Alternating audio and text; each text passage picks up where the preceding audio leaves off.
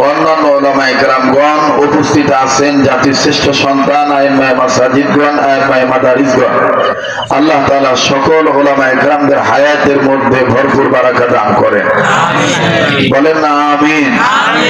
সেই সাথে বিভিন্ন জায়গা থেকে আগত সমাগত দিনদার ইমানদার ইসলাম প্রিয় যুবক ভাইরা, বাবার বয়সী মুরব্বীরা, পর্দার অন্তরালে পরম শ্রদ্ধেয়া পর্দানিশীন আমার মা ও বোনেরা, স্কুল কলেজ ভার্সিটি মাদ্রাসায় অধ্যয়নরত, এই এলাকায় বসবাসরত, বহিরাগত এলাকা থেকে আগত আমার কলিজার টুকরা ইয়ং জেনারেশন যুবক বন্ধুরা, পাশাপাশি আশিকিন জাকিরিন মুহিব্বিন সালিকিন মুজাহিদ বাবারা ভাইয়া, আল্লাহ জাল্লা শানুহুর দরবারে লাখো কোটি শুকরিয়া আদায় করি যে মহান আল্লাহ আমাকে আপনাকে উম্মতের উলামায়ে কেরামদের মজমায়ে বেহেশতের বাগানে নেক কাজে যে আল্লাহ পাক শরীক হওয়ার তৌফিক দান করছেন, সেই মহান মাবুদের দরবারে কালিমাতুশ শুকর আদায় করি, সবাই বলি আলহামদুলিল্লাহ।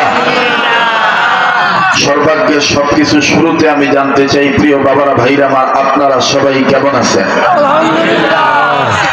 আমি আপনাদের দোয়ায় আল্লাহ পাকের মেহেরবানিতে এ পর্যন্ত ভালো আছি, আলহামদুলিল্লাহ। আপনারা সময়ের দিকে লক্ষ্য রাখবেন এবং গুরুত্ব সহকারে কথাগুলি শুনবেন, কেননা পরবর্তী মেহমান যিনি আসবেন তিনি আসার সাথে সাথেই আমরা আমাদের পূর্বের আলোচকদের সিফাত অনুযায়ী, বৈশিষ্ট্য অনুযায়ী এবং কর্তৃপক্ষের সিদ্ধান্ত অনুযায়ী আমরা ইনশাআল্লাহ মঞ্চ থেকে আপনাদের কাছ থেকে দোয়ার সহিত বিদায় নেব ইনশাআল্লাহ। আল্লাহ আমাদের প্রত্যেককে কবুল করেন, আল্লাহ আমাদের অতীতের গুনাহগুলি মাফ করে দেন, বর্তমান জীবনের ভুল ত্রুটিগুলি সংশোধন করে দেন, ভবিষ্যৎ জীবনকে আল্লাহ আলোকিত করে দেন, আল্লাহ অত্র এলাকার সমস্ত কবরবাসীদেরকে জান্নাতবাসী করে দেন। আল্লাহ আজকের এই মাহফিলকে, উলামায়ে কেরামদের আগমনকে, পীর খানদান বুজুর্গ ব্যক্তিদের আগমন উপলক্ষ করে আপনি দয়া মায়া করে মজলিসকে নবীর উসিলায় ভরপুর ভাবে কামিয়াবি দান করেন। মুহতারামা হাজিরিন, আমি পবিত্র কোরআনুল কারীমের হাজারো হাজারো আয়াতের মধ্যে হতে ছোট্ট একটি আয়াতের অংশ বিশেষ তেলাওয়াত করেছি, যে আয়াতের অংশ বিশেষের সরল তর্জমা হলো, আল্লাহ বলেন ইমানদার বান্দারা আমাকে বেশি ভালোবাসে। বলেন ইমানদাররা সবচেয়ে কাকে বেশি ভালোবাসে?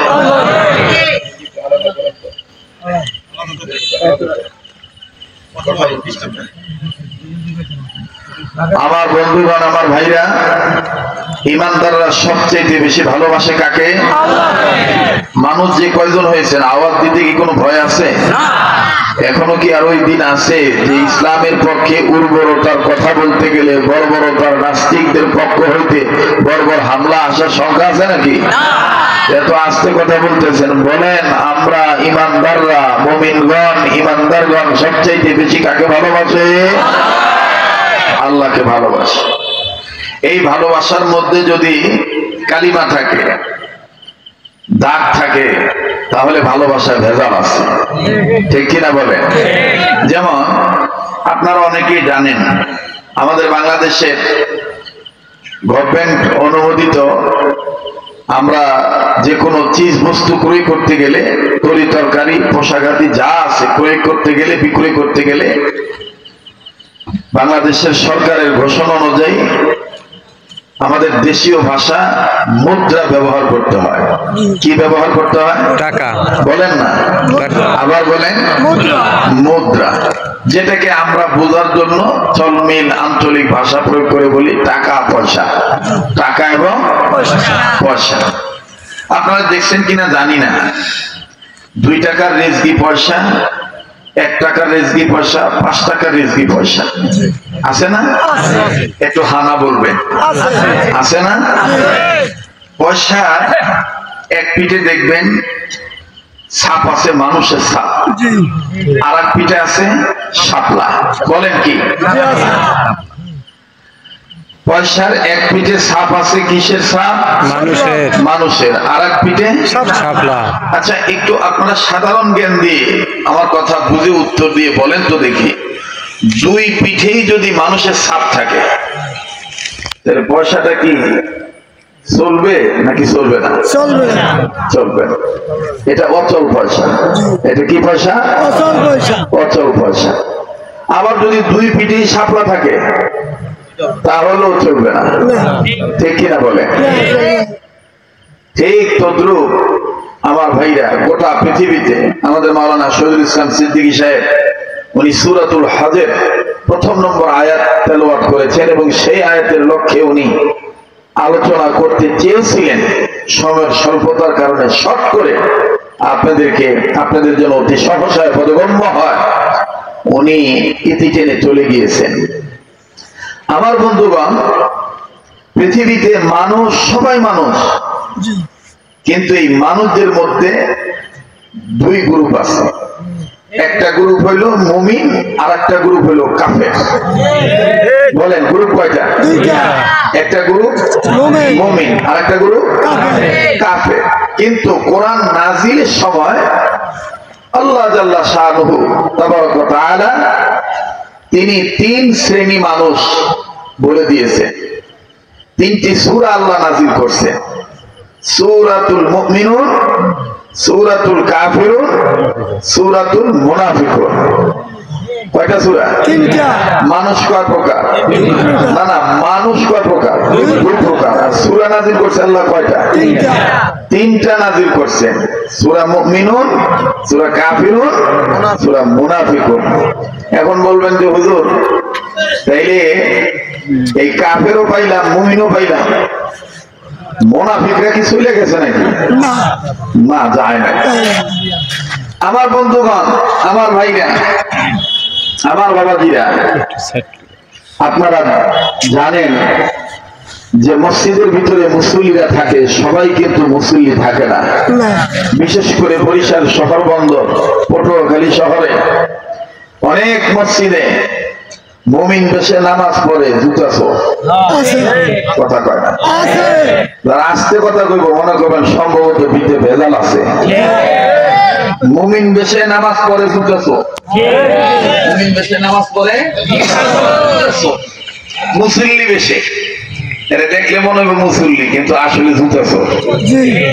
ঠিক এই বাংলার জমিনে টেকনাফ থেকে তেতুলিয়া, রূপসা থেকে পাথুরিয়া, সুন্দরবন থেকে বান্দরবন, পৃথিবীর এক কর্নার থেকে আর এক কর্নার অনেক মুসলিম আছে, কিন্তু এই মুসলমানদের মধ্যেও বেশধারী কিছু মুনাফিক আছে। সেটা নারীও হতে পারে, পুরুষ হতে পারে। যেমন একদিন আমাদের একজন আপা ছিলেন, এক এক সময় এক এক বাহানা ধরে তিনি ক্ষমতা ভিক্ষা চাইতেন। কথা কয় না? বলে কথা কয়? মাথায় পট্টি বেঁধে হাতে তসবিহ নিয়ে বলতেন আর একটা বার সুযোগ দেন, পিছনের ভুল ত্রুটিগুলো আমি মাপ চাই, আমি বাংলাদেশকে মদিনার সনদে চালাবো, এরকম বলছে না? কিন্তু তার আচার আচরণে বোঝা গেছে সে মুমিন বেশে মুনাফিক। ঠিক কিনা বলেন? যিনি ক্ষমতায় আসার পরেই কয়েক বছর একটু ঠান্ডা ছিলেন, এর পরবর্তীতেই তিনি নির্বিঘ্নে নির্দ্বিধায় নিজেকে এতটাই ফেরাউনি মনোভাব পোষণ করেছিলেন যে বাংলার কিংবদন্তি আকাশচুম্বী যার জনপ্রিয়তা ছিল, কোরআনের পাখি, এই বরিশাল বিভাগের সন্তান মরহুম আল্লামা দেলোয়ার হোসেন সাইদী রাহমাতুল্লাহ আলাইহি উনি কারাবরণ করে কারাগারে রেখে দিলেন। কথা বলেন ঠিক কিনা? একটার পর একটা মামলা দিয়ে রাখলেন, এবং ওই দলে যারা দল করে, ইসলামী আন্দোলন করে, এখানেই শেষ নয়। কি জামাত ইসলাম, কি হেফাজত ইসলাম, কি টিপুওয়ালা, কি দাড়িওয়ালা, কোন বিচার করতেন না। বিচার একটাই করতেন, এদেরকে একটাই মামলা দেওয়া, জঙ্গি, এরা রাষ্ট্রদ্রোহী। আর তার টার্গেট ছিল যে আমি মুমিন দেশের মুনাফিক। আসলে আমার টার্গেট হলো খুশি করার দায়িত্ব দাদা ভারতকে। বলে কথা বলে? কিন্তু আজকের এই আউলিয়াপুর থেকে আউলিয়া হওয়ার নিয়ত করে স্পষ্ট করে জানিয়ে দিতে চাই, ভারত কখনো মুসলমানের বন্ধু হতে পারে না। আরো চিল্লায় বলেন কথা ঠিক কিনা? আপনারা জানেন কিনা জানি না, গোটা বিশ্বে সকল রাষ্ট্রপ্রধানরা ক্ষমতায় আসলে তারা তাদের মাটির নিচের রাষ্ট্রের ওই নিজ স্ব রাষ্ট্রের মাটির নিচের খনিজ সম্পদ তালাশ করে। আর কেবলমাত্র ভারত সরকার ক্ষমতায় আসলেই ইদানিং দেখা যাচ্ছে নরেন্দ্র মোদী দাদার মাথায় কি ঢুকেছে আল্লাহই ভালো জানে। আমার বন্ধুগণ, উনি তদন্ত করে দেখতেছেন, খুঁজে খুঁজে বের করতেছেন। অন্য রাষ্ট্রপ্রধানরা খুঁজে বের করে মাটির নিচে কি খনিজ সম্পদ আছে, আর উনি তদন্ত করে খুঁজে বের করে কোন মসজিদের নিচে মন্দির আছে। কোন মসজিদের নিচে মন্দির আছে। এই মন্দির খুঁজতে খুঁজতে খুঁজতে খুঁজতে বাহানা করে বাবরি মসজিদকে ভাঙলো, রাম মন্দির সেখানে স্থাপন করলো। ইদানিং এখন আবার নতুন করে ষড়যন্ত্র শুরু করে দিয়েছে। যে সমস্ত মসজিদগুলো ওয়াকফ হয়ে গেছে, মুসলমানের সম্পদ তারা আল্লাহর জন্য ওয়াকফ করে দিয়েছে, এই ওয়াকফ বিলকে তারা সে নস্যাৎ করে এক কথায় মুসলমানদের বিরুদ্ধে সে যুদ্ধ ঘোষণা করেছে।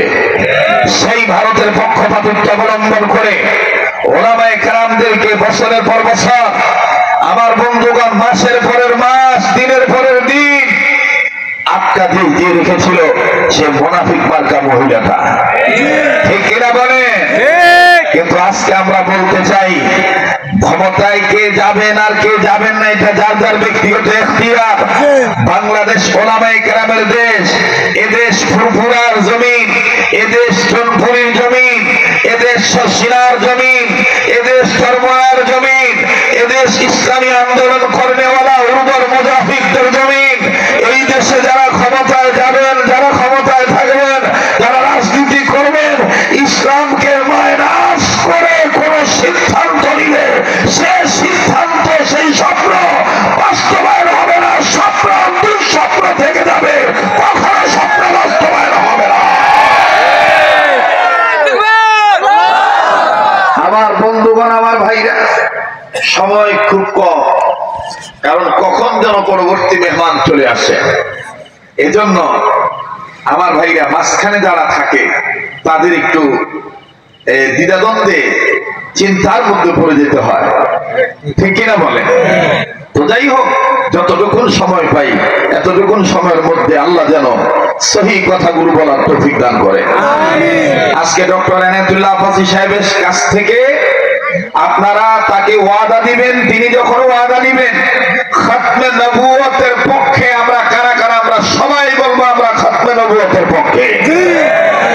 নবীর খাতমে নবুয়তের গায়ে যদি কেউ আঙ্গুল উঁচু করে, আমার বন্ধুগণ খাতমে নবুয়তের বিরোধিতা করে, আমার ভাইরা যারা নবীকে শেষ নবী মানে না, তারা মুসলমান হতে পারে না। তারা কাদিয়ানী আর কাদিয়ানীদেরকে কাফের ঘোষণা করতে হবে, এটা আমাদের ঈমানি দাবি। কথা বলেন ঠিক কিনা?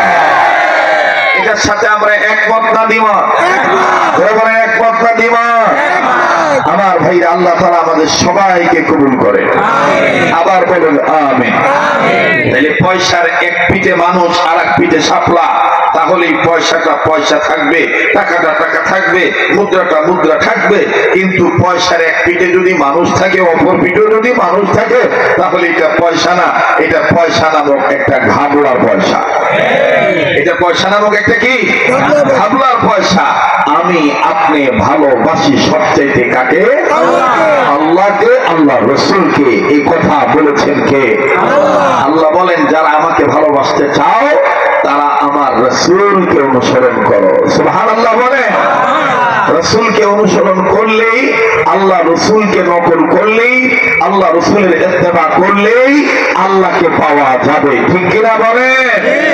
আল্লাহকে মহব্বত করে যারা, আল্লাহ রাসূলকে ভালোবাসে তারা, আর আল্লাহ রাসূলকে, আল্লাহকে ভালোবাসে যারা, আল্লাহ ওয়ালাদেরকে ভালোবাসে তারা। মুহতারাম হাজিরিন, আল্লাহ বলেন ওয়াল্লাযিনা আমানু আশাদ্দু হুব্বান লিল্লাহ, ঈমানদাররা সবচেয়ে আমি আল্লাহকে বেশি ভালোবাসে। এই কথা কার? আল্লাহ। বলেন কার? আল্লাহ। এখন এই মজলিস থেকে যদি কেউ বলে হুজুর এই লোকটা বড় ঈমানদার, এই লোকটা বড় মুজাহিদ, এই লোকটা বড় ঈমানদার, আমার বন্ধুগণ ওনাদের কথা ঠিক হবে, আমার কথা ঠিক হবে না আল্লাহর কথাটা ঠিক হবে? ঈমানের দাবিতে সত্যবাদী কারা? দাড়ি যদি ঈমানের সাইনবোর্ড হইতো তাহলে রবীন্দ্রনাথ ঠাকুর সবচেয়ে বড় ঈমানদার হইতো। রবীন্দ্রনাথ ঠাকুরের কপাল ভালো, যে ফ্যাসিস্ট সরকারের সময় বাচ্চা ছিল, যদি বাচ্চা থাকতো তাইলে ওই বিগত সরকারের প্রধান যিনি ছিলেন তার ডাইনে বামে যত হাইব্রিড নেতা ছিল তারা বলতো এই লোকটারে জঙ্গি জঙ্গি মনে হয়, কোরআন দিয়ে চাইছে দাবিগুলো ফেলায় দাও। ঠিক কিনা বলেন? ইমানের দাবিতে সত্যবাদী কারা, এটা দলিল কোরআনে আছে না নাই?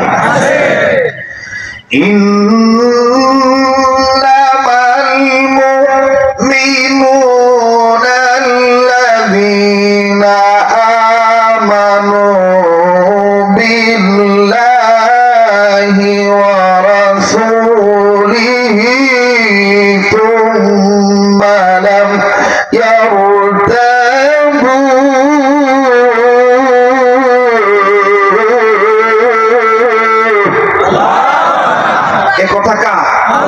আল্লাহ বলেন ইমানের দাবিতে সত্যবাদী তারা কারা, যারা ইমান আনছে আমি আল্লাহর উপরে, আপনার রাসূলের উপরে ইমান আনার পরে মনে কোনো সন্দেহ করে নাই, সন্দেহ না করে কি করছে, ওয়াজাহাদু বিআমওয়ালিহিম ওয়া আনফুসিহিম ফি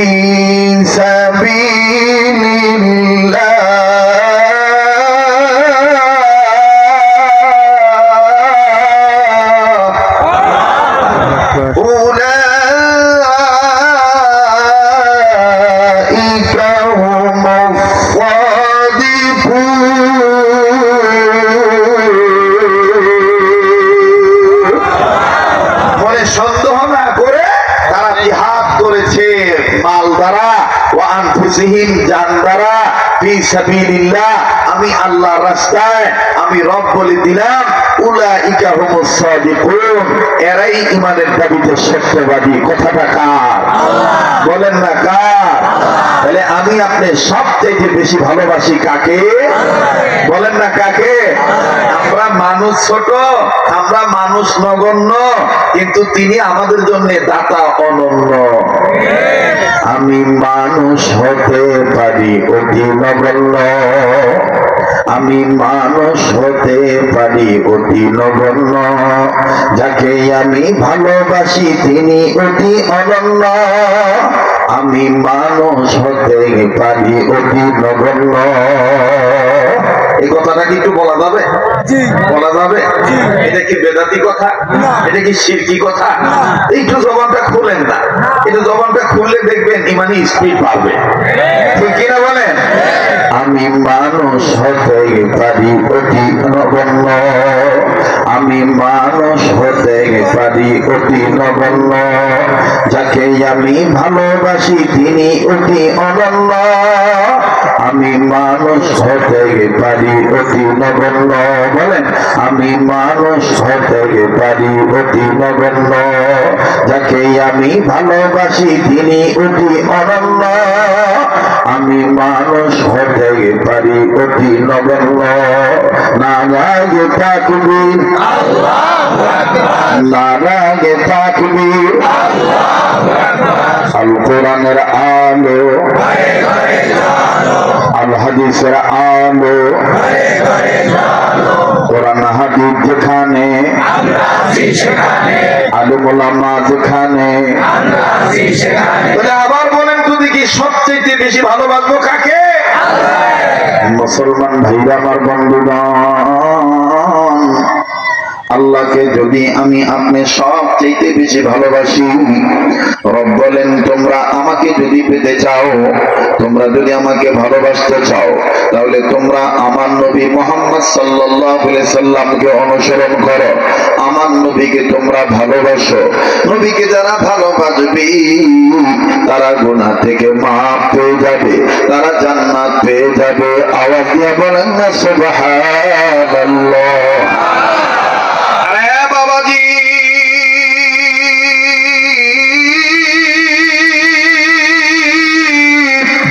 বরিশাল বিভাগের পটুয়াখালী জেলার আউলিয়াপুর এলাকার বাপ ভাইরা, কোন দিকে কোন নজর নাই, দেখেন তো দিকে দিলখানা নরম হয় কিনা, এক ফোঁটা চোখের পানি আপনি ফলাইতে পারেন কিনা।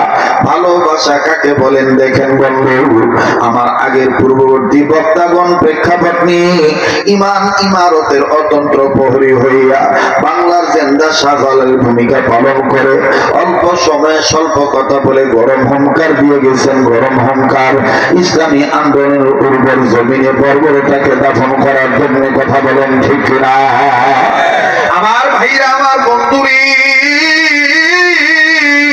কারা গো এখনো এদিক সেদিক ঘোরাঘুরি করতেছেন, কারা গো এদিক সেদিক ছোটাছুটি করতেছেন। এই ময়দানে যারা আসবেন, এই ময়দানে যারা আসবেন, যারা এই ময়দানের দিকে আগাবেন, আমার আল্লাহ রব্বুল আমিন বলেন তারা যে ধরনের মানুষ হোক না কেন, আমি রব বলে দিলাম, আমি আল্লাহর আহ্বানে যারা সাড়া দিবে, আমি রব তাদের জীবনের গুনাহ মাফ করে দেব, আমার নামা জান্নাত থেকে ধন্য করে দেব। আল্লাহু ইয়াদউ ইলাল জান্নাতি ওয়াল মাগফিরাতি বিইذনিহি ওয়া ইউবাইয়িনু আয়াতিহি লিন-নাসি লাআল্লাহুম ইয়াতাযাক্কারুন। আল্লাহ বললেন নবীজি,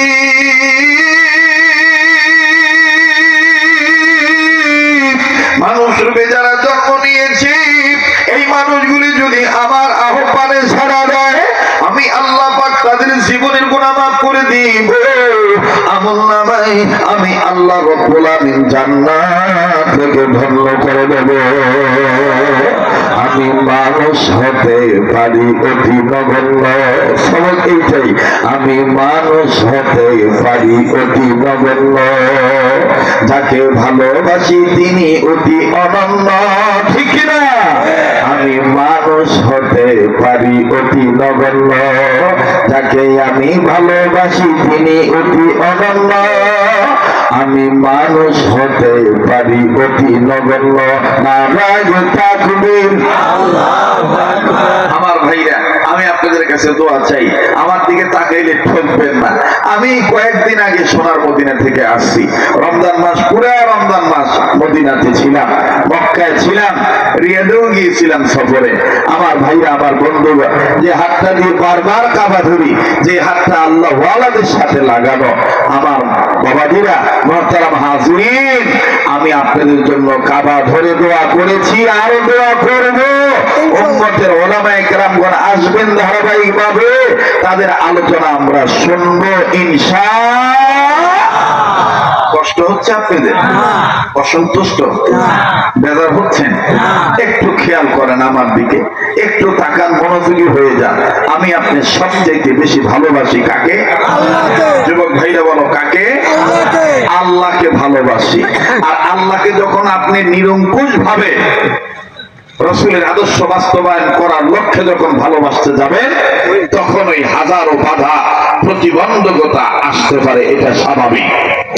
কিন্তু এই বাধাকে ভয় পেয়ে কখনোই ইসলামী আন্দোলন ছাড়া যাবে না। ঠিক কিনা বলে? আমরা ইসলামী আন্দোলনের কর্মী হতে চাই কি চাই না? আবার বলেন, চাই কি চাই না? কারা কারা হকের পক্ষে আছি, দু হাত তুলে আল্লাহকে দেখাই।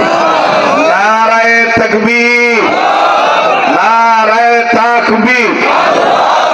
আল কোরআনের আলো। এই কথাটা বললে অনেকে বলে হুজুররা রাজনীতির কথা বলে। আরে ভাই, রাস্তার সবচেয়ে বড় রাস্তাটার নাম হইল রাজপথ। হাঁসের সবচেয়ে, হাঁসের মধ্যে বড় হাঁসটার নাম হইল রাজহাঁস। মিস্ত্রির মধ্যে সবচেয়ে ভালো বিল্ডিং কনস্ট্রাকশনের কাজ যারা করে, যে মিস্ত্রিটা করে, এই মিস্ত্রিকে বলে রাজমিস্ত্রি। তাইলে আপনারা দুনিয়ার রাজনীতি করবেন, আর হুজুররা, টুপিওয়ালারা, দাড়িওয়ালারা রাজনীতির কথা বলতে পারবে না। এটা পাইছেন কোথায়? এটা পাইছেন কোথায়? অনেক জায়গায় এখনো ওয়াজ করতে গেলে, হুজুর একটু ভালো মতন ওয়াজ টোয়াজ করেন, তা আমি আবার একটু, আমার তো মুখ ছোলা মুখ, বুঝেন না, আমি আবার উত্তর দিয়ে ভুলে দিই, এর সাথে ভালো ওয়াজ আর আমি করতে পারি না। একটা কথা মনে হয়ে গেছে, 2 মিনিটে কইয়ে দিই, কম কখনো? কথা কয় না, বলবো।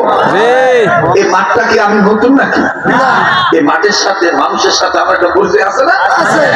জি জি, যারা হুজুরদেরকে এত ভালো খুঁজতেছেন, বেশি ভালো খুঁজতে খুঁজতে গেলে লাস্টে ইমানই নসিব হবে না, ঠিক কিনা বলেন? অনেকদিন আগে গাড়িতে উঠছিলাম, মানে বাসে আর কি, ছোটবেলার একটা কথা বলতেছি। তো এই গ্লাস আটকানো সিটিং গেট লক গাড়ি, শীত মৌসুম ছিল দাদা, এটা কারো কাছে বললেন না, পার্সোনাল একটা কথা বলতেছি আর কি, আপনি ভালো আমাদের কাছে নাই, ওই বেটার ওই কথার সাথে যুক্তিটা মিলে যায়। তো বাসে উঠছি, তো এখন শীতকালে মৌসুম, দরজা জানলা আটকাই না। তো আগে মুরব্বীরা দেখছেন যে অনেক বাসে ছিল সিট তিনটে একসাথে, আবার এক সাইডে দুইটা ছিল, 3 সিট ছিল না?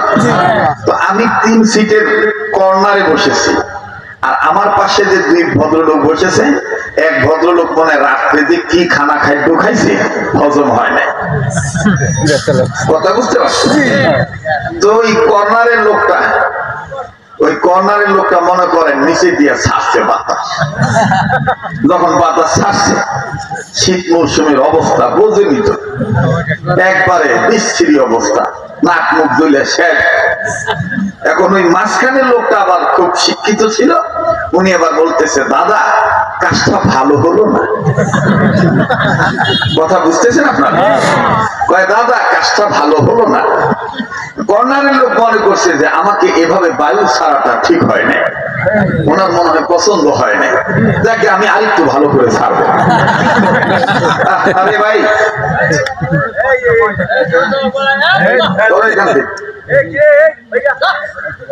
মনে হচ্ছে আমার এইভাবে ছাড়াটা উনি পছন্দ করেন নাই, তো এবার উনি আরো খুব শক্ত করে ধরছে আর কি।